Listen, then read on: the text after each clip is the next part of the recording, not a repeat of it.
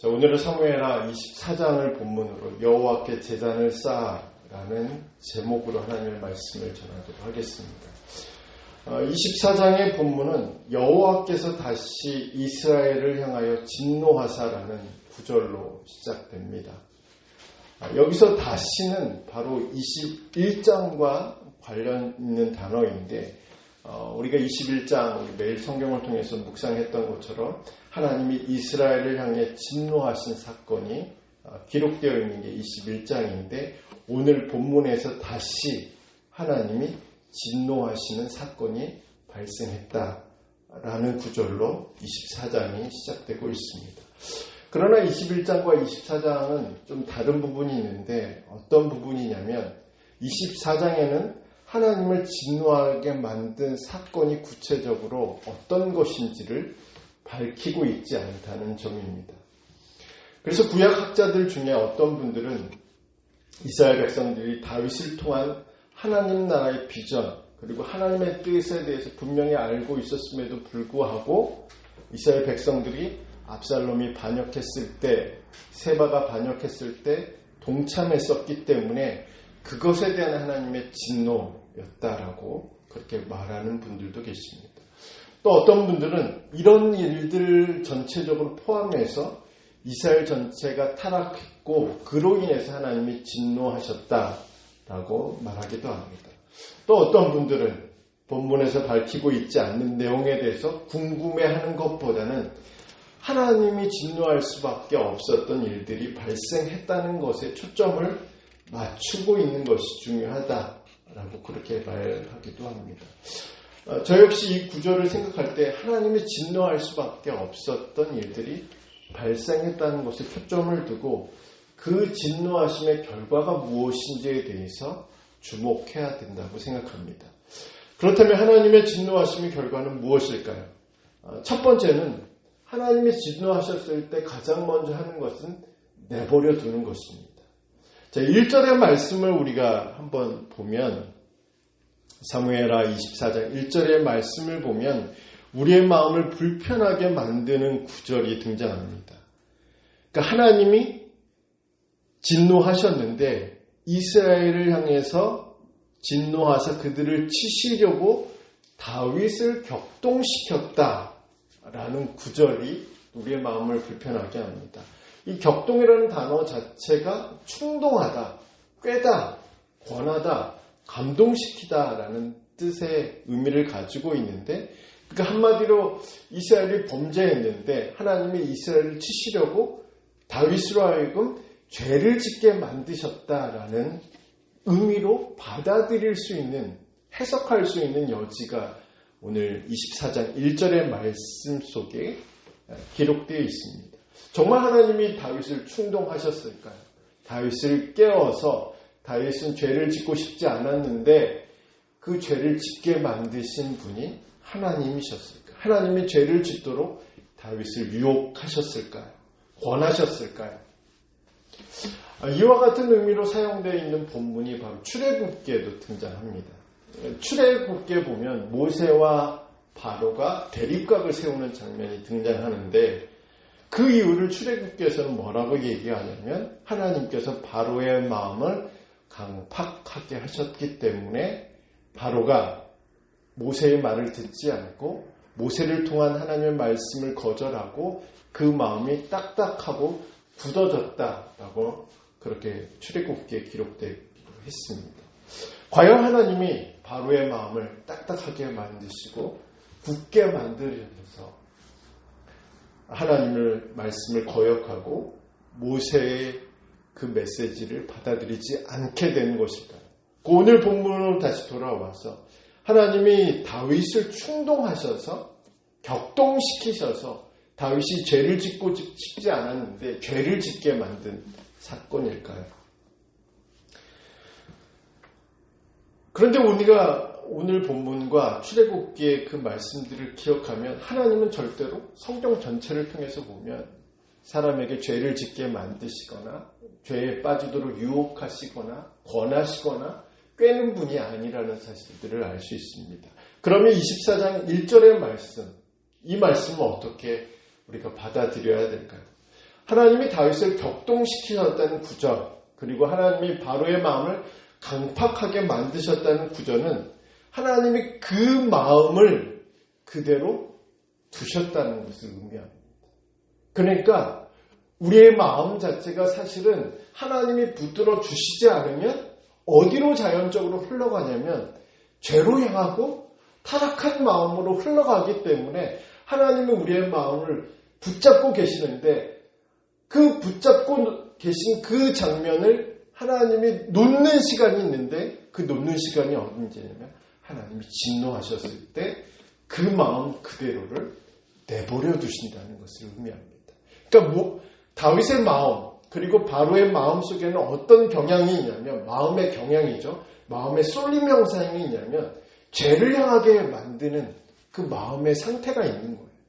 그러니까 하나님이 붙잡아 주셨기 때문에 죄를 짓지 않고 죄로 향하지 않고 죄의 유혹에 빠지지 않는 것이지 하나님이 진노하셔서 그 진노의 결과로 우리를 내버려 두신다면 어떤 결과가 나타나냐면 우리의 마음이 죄로 향한다. 우리의 마음이 딱딱하고 굳어진다는 것을 말합니다. 그렇기 때문에 우리가 24장 1절의 말씀을 보면 하나님의 진노의 결과의 첫 번째는 뭐냐면 우리의 마음을 그대로 두시는 것. 우리의 마음을 붙잡지 않는 것. 24장 1절의 말씀을 보면 유대인들의 관점에 보면 하나님이 다윗을 격동시키셨다고 생각을 했지만 우리가 성경 전체를 통해서 구약과 신약의 성경 전체를 통해서 확인할 수 있는 부분은 하나님이 다윗을 격동시킨 것이 아니라 하나님이 다윗을 그대로 내버려 두신 것.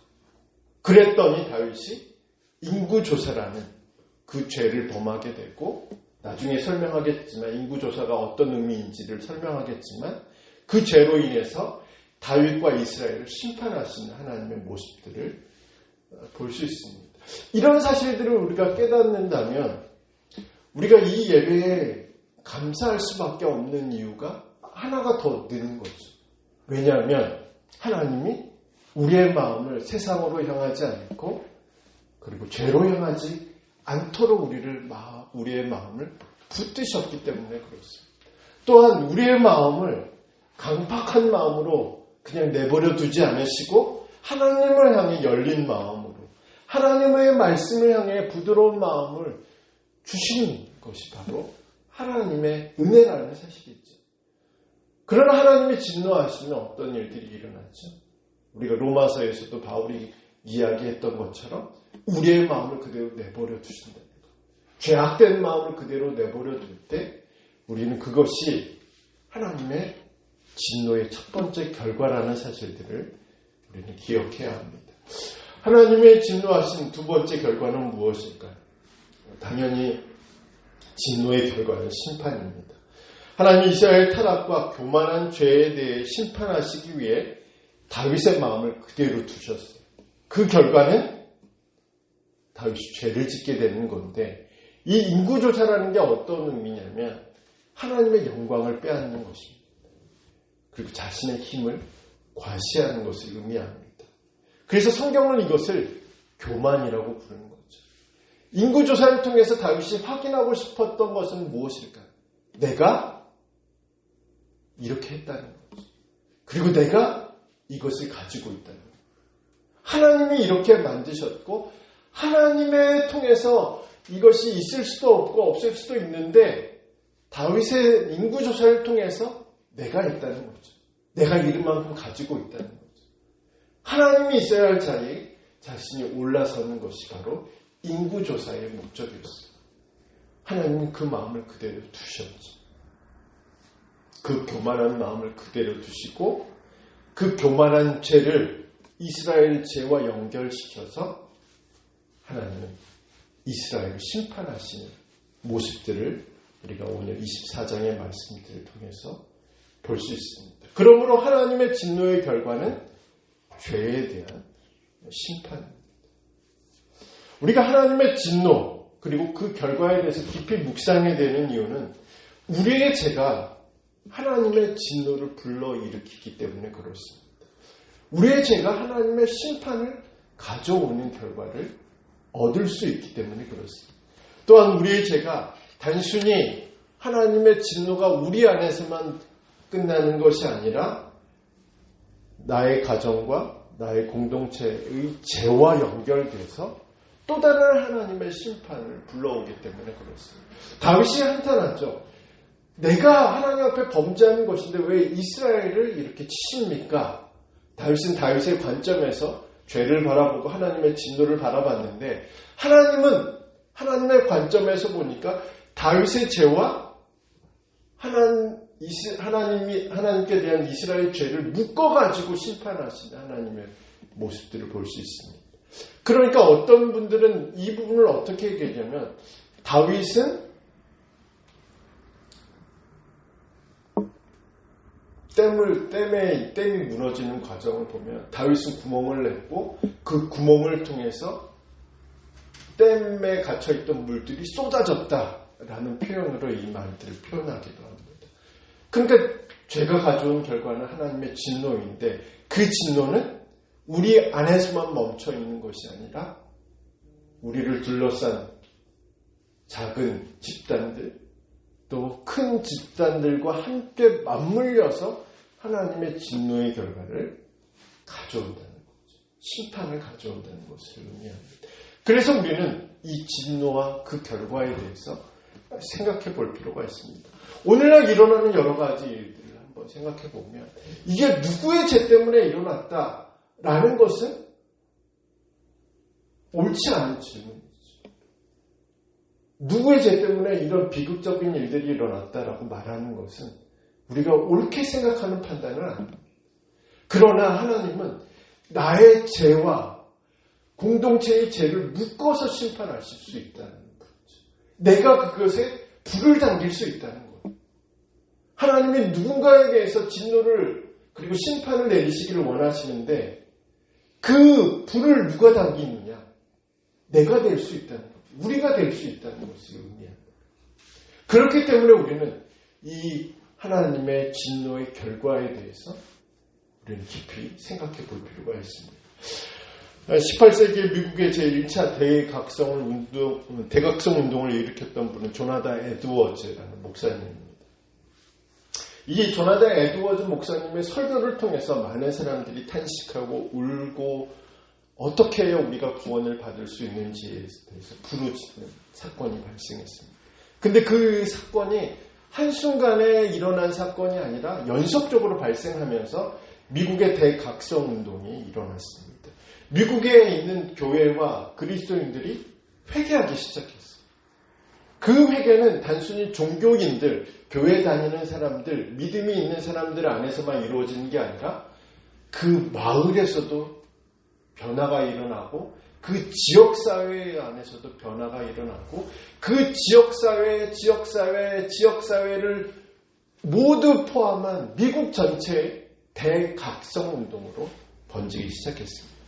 그 설교의 제목이 무엇이냐면 너무나 유명한 여기 있는 분들은 잘 모를 수도 있지만 하나님의 진노 안에 있는 죄인들이라는 설교의 제목입니다. 인간의 죄에 대한 이야기, 하나님의 진노에 대한 이야기, 하나님의 심판에 대한 이야기가 그 설교의 주된 내용입니다. 성경에 있는 내용 그대로죠. 오늘 본문 속에 있는 내용 그대로입니다. 바로 그 내용을 조나단 에드워즈 목사님이 선포하자 그 내용을 깊이 묵상했던 성도들의 삶이 변화되기 시작하고 믿음이 변화되기 시작하고 그 사람을 둘러싼 그 마을과 지역과 미국 전체가 변화되기 시작했습니다. 이런 변화들은 과거의 역사에서만 찾아볼 수 있는 일들은 아니죠. 오늘 우리에게도 또 우리의 가정과 직장과 또 교회 그리고 지역사회 안에서도 일어날 수 있는 일들입니다. 이런 일들이 가능하게 만드는 것은 조나단 에드워즈 목사님의 설교 안에는 회개 그리고 하나님의 은혜와 하나님의 절대 주권에 대해서 말하고 있고 오늘 본문 안에서는 이런 일을 가능하게 만드는 세 가지에 대해서 구체적으로 말하고 있는 것이 본문입니다. 그러니까 하나님의 진노, 그 결과에 대해서, 그리고 그 결과를 벗어나서 다시 한번 우리로 하여금 새로운 기대를 갖게 만들고 새로운 소망을 갖게 만들고 새로운 변화를 일으키게 만드는 것이 바로 오늘 본문에서 다윗이 보여주고 있는 모습들입니다. 그래서 오늘 본문에 세 가지 이런 일들을 가능하게 만드는 것. 첫 번째는 회개입니다. 회개는 다시 돌아가는 것을 의미하죠. 하나님의 정하신 뜻에 굴복하는 것을 의미합니다.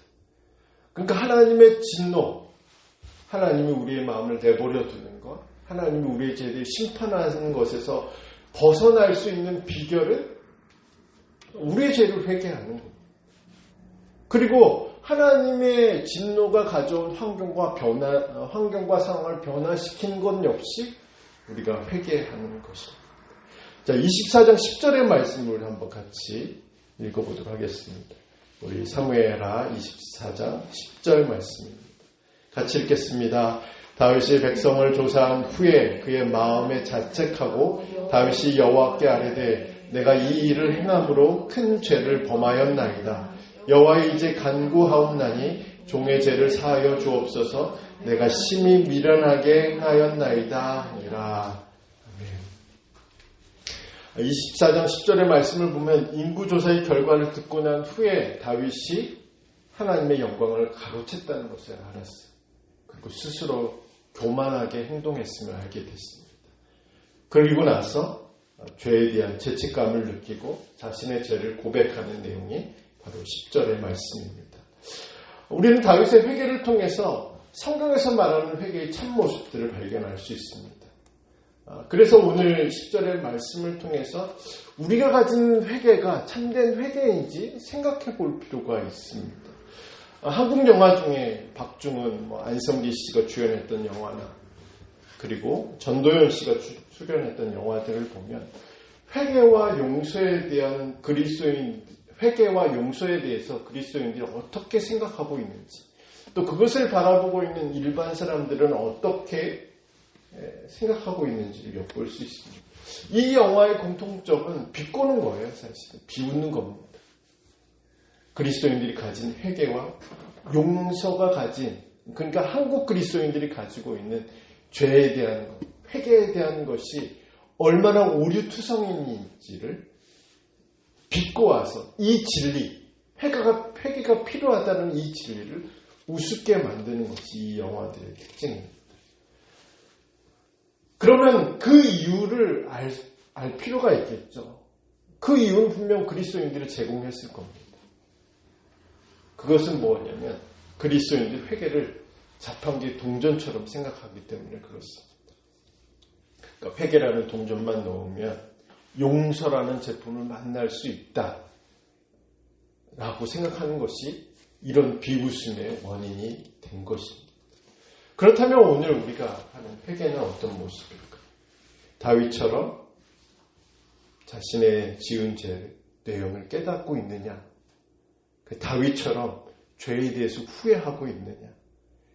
다윗처럼 자신의 죄의 내용을 하나님 앞에 고백하고 왕의 자리에서 내려와서 하나님을 향해서 당신은 나의 주이고 나는 당신의 종이라고 말할 수 있는 그런 의지가 있느냐라는 것이 회개의 모습입니다. 우리가 만약 이 다윗이 가진 회개의 모습처럼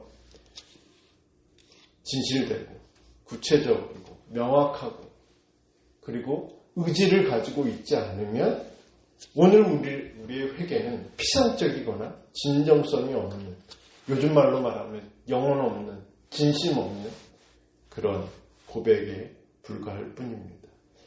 이 진심 없는, 영혼 없는 고백은 결과적으로 어떤 결과를 가져올까요? 하나님의 진노를 막을 수가 없어요. 그 진노가 가져온 상황과 환경을 변화시킬 것도 없습니다. 어떤 변화도 일어나지 않아요. 어떤 일도 일어나지 않습니다. 영혼 없는 회개, 진심 없는 회개, 의지적으로 결단하지 않는 회개는 아무 일도 일어나지 않습니다. 시카고 데일리 뉴스에는 미국에서 미국인들이 가장 필요한 것에 대해서 언급하면서 전 세계적으로 유명했던 복음 전도자 빌리 그레이엄 목사님의 말씀을 인용했습니다. 빌리 그레이엄 목사님은 우리 자신이 안으로부터 변화되지 않으면 사회를 바꾸고 도덕적 흐름을 바꾸는 것은 결코 불가능하다. 인간에게는 변화와 희심이 필요하다.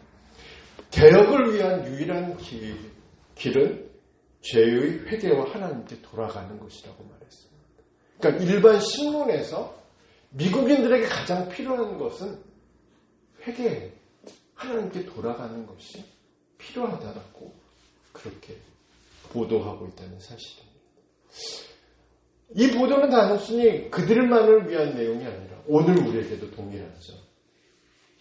우리가 하나님의 진노에서 벗어나기 위해서, 하나님의 징계에서 벗어나기 위해서는 회개해야 합니다.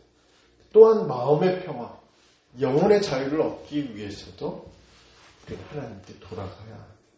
삶이 변화되는 것, 환경과 상황이 변화되려면 내가 나의 삶의 주인이 되어서는 안 되고 하나님이 나의 주인이라는 의지적인 결단, 그것이 바로 회개여야 한다 라는 것을 오늘 우리에게 말해주고 있습니다.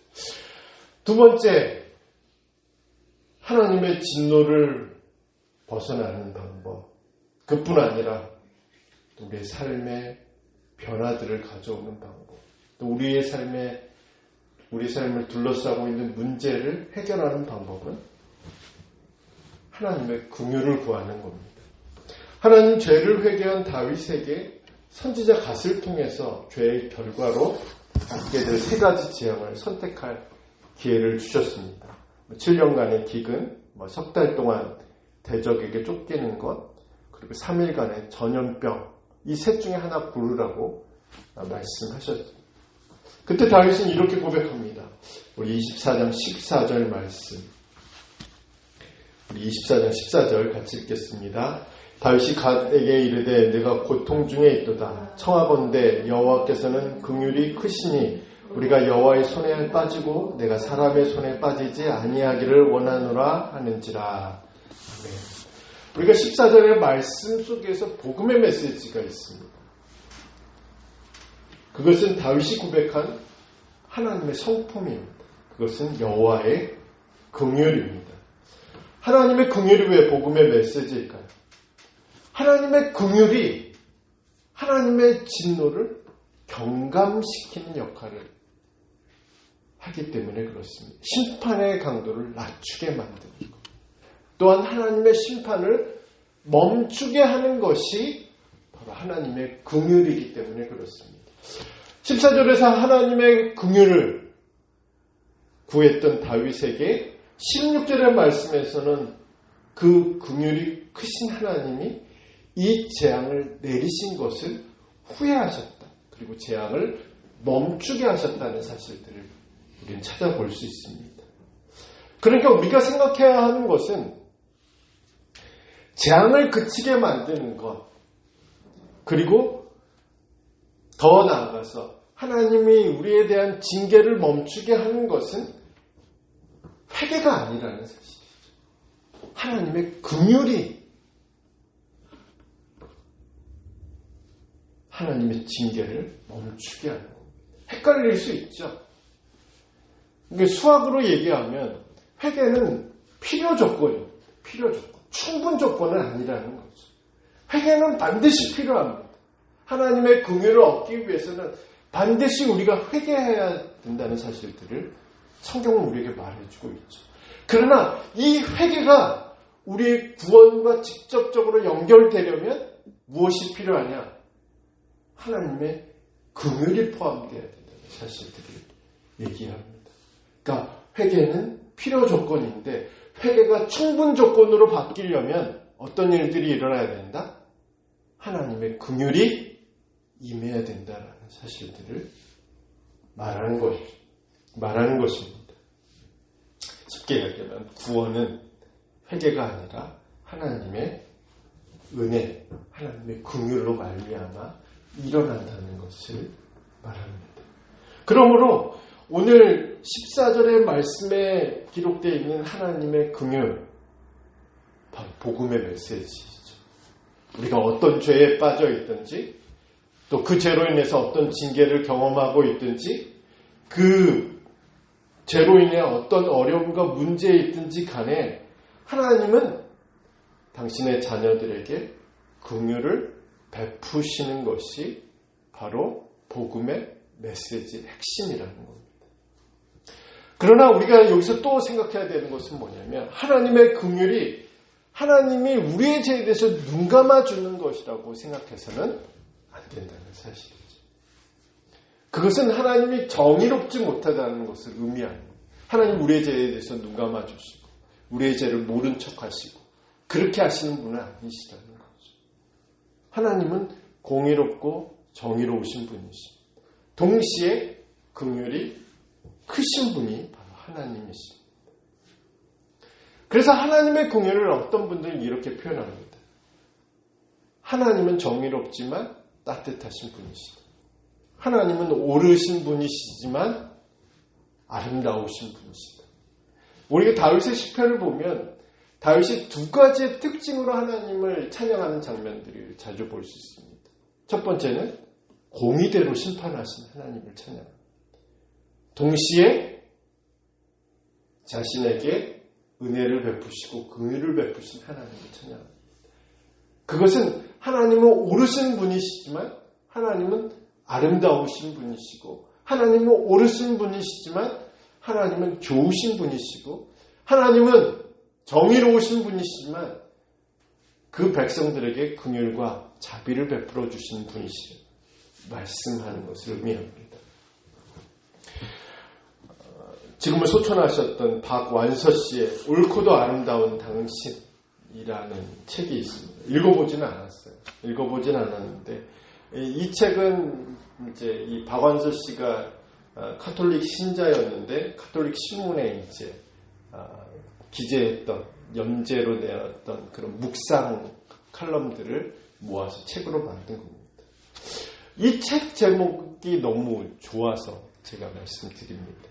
이 책 제목은 옳고도 아름다운 당신. 이제 묵상집이기 때문에 누구에 대한 묵상집을 말하는 걸까요? 누구에 대한 묵상에 대한 글들을 이야기할까요?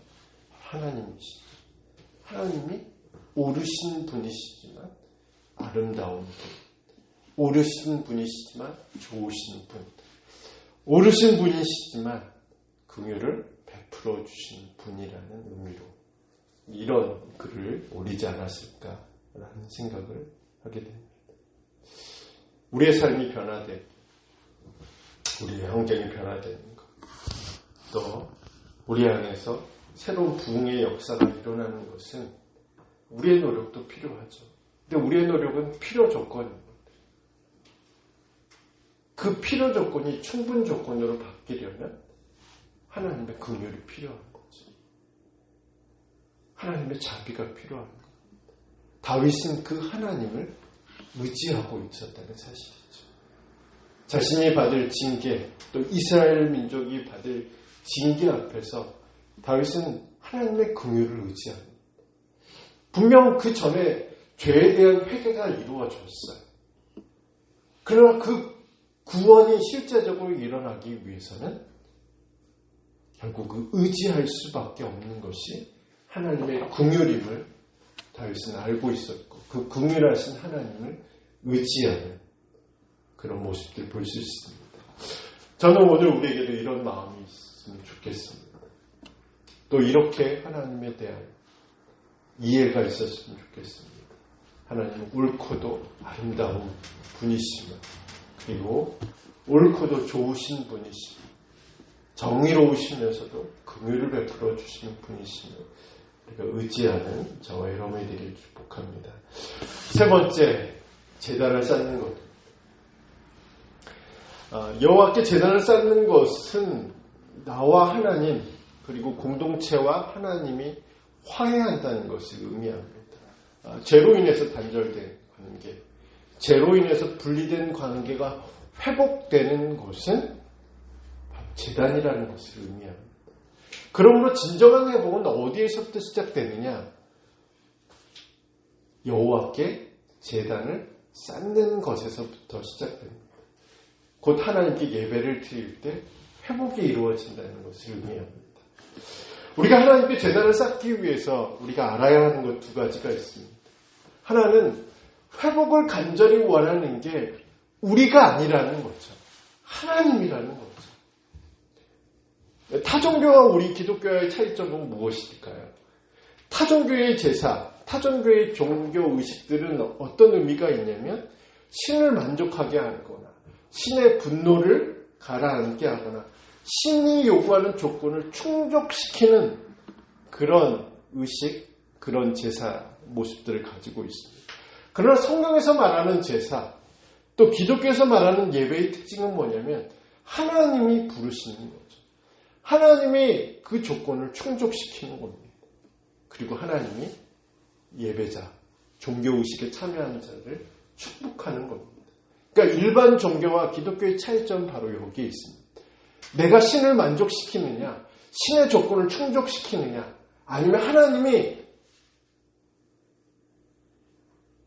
그 조건을 충족하시고 하나님이 그 조건을 충족하신 이후에 축복하시느냐, 이것이 바로 기독교와 타 종교의 차이점입니다. 오늘 본문 안에서도 다윗이 제단을 먼저 쌓으려고 생각했던 것은 아니라는 사실이죠. 하나님이 갓을 통해서 제단을 쌓아라고 그렇게 말하고 있습니다. 그러니까 첫 번째, 그러니까 예배의 주도권 누구냐는 거죠. 하나님이심을 말하고 있고, 회복을 간절히 원하는 것은 사람이 아니라 하나님이 회복을 간절히 원하신다는 사실들을 알 수 있습니다. 우리 18절의 말씀을 한번 읽어볼까요? 자, 18절 같이 읽겠습니다. 시작. 이날에 갓이 다윗에게 이르러 그에게 아뢰되 올라가서 여부스 사람 아리우나의 타작 마당에서 여호와를 위하여 제단을 쌓으소서 하네. 바로 18절 말씀이 그 말씀이죠. 제단을 쌓아 관계가 회복되기를 원하는 것은 다윗이 아니라 하나님이심을 분명하게 드러내고 있고, 하나님은 갓을 통해서 다윗에게 제단을 쌓으라고 말하고 있습니다.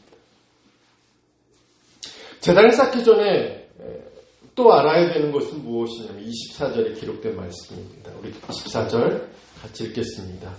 왕이 아리우나에 이르되 그렇지 아니하다. 내가 값을 주고 내게서 살이라. 값없이는 내 하나님 여호와께 번제를 드리지 아니하리라 하고 다윗이 은 50세겔로 타작마당과 소를 사고. 자, 두 번째 우리가 제단을 쌓기 전에 알아야 되는 것은 값없이, 대가 없이 번제를 드려서는 안 된다는 것을 의미합니다. 왜 그럴까요? 더 많은 희생이 필요하다, 더 많은 돈이 필요하다, 그런 의미는 아닙니다. 다윗이 값없이 그리고 대가를 치르지 않고 제사를 드리지 않으려고 했던 이유는 뭐냐면 이 제사 자체가 의미하는 게 바로 재물과 자신의 연합이라는 것을 의미합니다. 그러니까 한마디로 얘기해서 하나님이 재물을 받으실 뿐만 아니라 그 재물을 바치는 사람들을 받으시기 때문에 이 재물과 함께 이 재물을 드리는 사람은 연합될 수밖에 없다는 사실을 알고 있었기 때문에 바로 다윗은 대가를 치르고 값을 치르고 제사를 진행하는 모습들을 볼 수 있습니다. 오늘 우리의 예배는 어떨까요? 예배와 우리 자신이 분리되어 있는 순간이 있죠. 우리의 몸은 여기에 있는데 우리의 생각은 다른 곳에 있는 그럴 때가 있습니다. 우리의 마음은 다른 곳에 있는 경우가 있죠. 재물을 값을 준다, 대가를 치른다는 것은 그 마음이 어디에 있다? 여기에 있다는 것이에요. 내 몸뚱아리나 내 몸은 여기에 있고 내 생각과 내 마음은 딴 곳에 있으면 그것은 대가를 지불한 예배가 아니라는 것이에요. 대가를 지불한다는 것은, 값을 지불한다는 것은 내 몸과 마음이 여기에 있다는 거예요. 비싼 값을 주고 주면 줄수록 어떤 일들이 일어나요? 이 예배가 소중해지는 거죠. 이 예배에 참석하는 자세가 달라질 수밖에 없죠. 아리우나의 타작마당에 가 있는 다윗을 한번 생각해 보세요. 아리우나가 계속 얘기했잖아요. 내가 드리겠다. 제사만 드리시라고. 내가 이 모든 것을 다 드리겠다고 얘기를 했는데 다윗은 거절하죠. 그 이유가 뭘까요?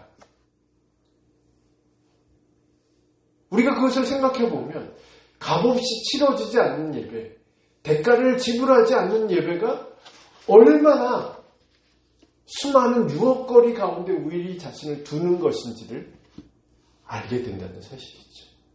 그렇기 때문에 우리는 대가를 지불할 믿음이 우리 가운데 있어야 돼요. 여기에 우리의 마음을 둘 그 대가가 있어야, 그 값을 치르는 일들이 있어야 우리는 이 예배에, 이 자리에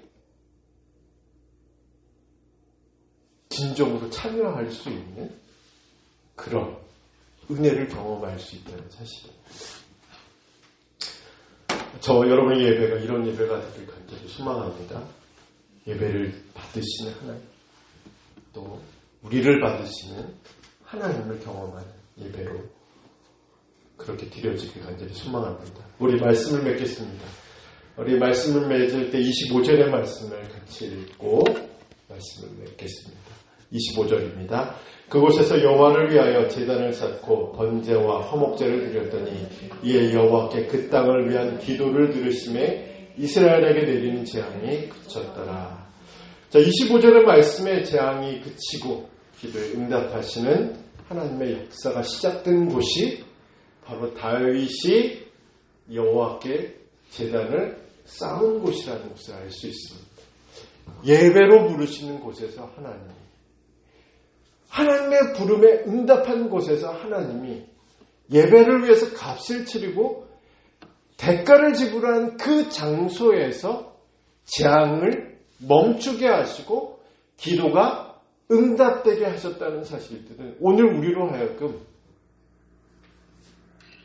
우리가 어떻게 예배의 자리에 나와 있어야 되는지, 어떻게 예배의 자리에서 예배를 드려야 되는지, 예배를 드릴 때 우리가 어떤 마음으로 하나님께 예배를 드려야 되는지에 대해서 분명하게 말씀해 주고 있습니다.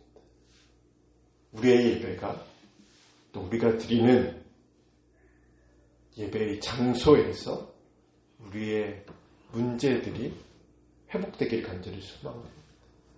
또한 하나님과 우리의 관계가 회복되는 곳이 바로 우리가 예배로 부름을 받은 자리에 있는 우리가 있지 않고, 그리고 하나님께서 우리의 기도에 응답하시는 그곳이 우리가 하나님께 제단을 쌓은 곳이라는 것을 잊지 않고 그 하나님의 놀라운 회복의 역사 경험하는 저와 여러분이 되길 간절히 소망합니다. 우리 함께 찬양하겠습니다. 오늘 마지막에 함께 불렀던 찬양 함께 부르고 우리 예배를 마치도록 하겠습니다.